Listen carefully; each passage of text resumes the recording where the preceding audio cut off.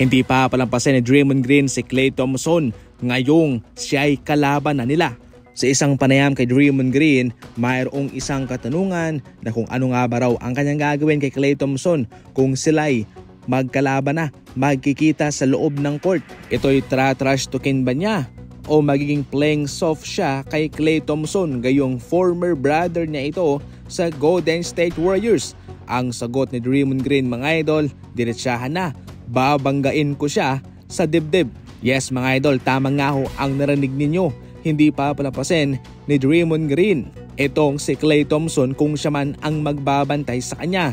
At ito'y tratratuhin niya bilang kalaban at kung ano ang kanyang ginagawa sa kanilang mga kalaban. Alam nating walang sinasantaw sa Draymond Green at wala siyang kinatatakutan sa NBA mga idol. Minsan na nga niyang sinabi sa NBA mismo na siya'y magre-retiro na. Subalit hindi ito hinayaan ni Kome Adam Silver na mangyari.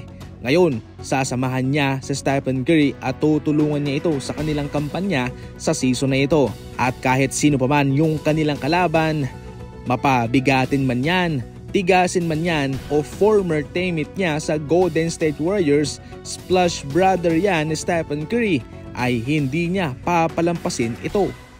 Noon, red flag sa OKC kung ikaw ay matanda, siguradong ikaw ay kanilang papakawalan. Si Al Horford minsan lang naglaro sa kanila mga idol at ito'y kanilang pinakawalan. Wala siyang injury, magaling siyang veterano, pero ang naging rason ng OKC ay dahil matanda na siya.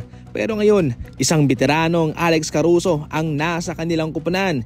Kahit na ito'y matanda na, 30 years old, pero hindi ito balakid sa kanila. Actually, ito yung tutulong sa kanila on the defensive side. Sa Alex Caruso, ang pinakamatandang manlalaro ngayon sa OKC. Nasa 25 years old lang kasi ang average age sa OKC mga idol ng kanilang mga manlalaro. Gayunpaman, mayroon silang exception sa isang manlalarong malaki ang maibibigay sa kanila. Totoong contender itong OKC kahit na wala silang mga veterano, kahit mga batang players lang. Aba, kanilang pinangunahan ang Western Conference. Subalit ngayon, itong si Alex Caruso ang missing piece sa kanila bilang one of the best perimeter defender sa NBA. Ito yung malaking kaibahan ni Coach JJ Redick kay Coach Darvin Ham. Wala man siyang experience mga idol sa pagiging head coach.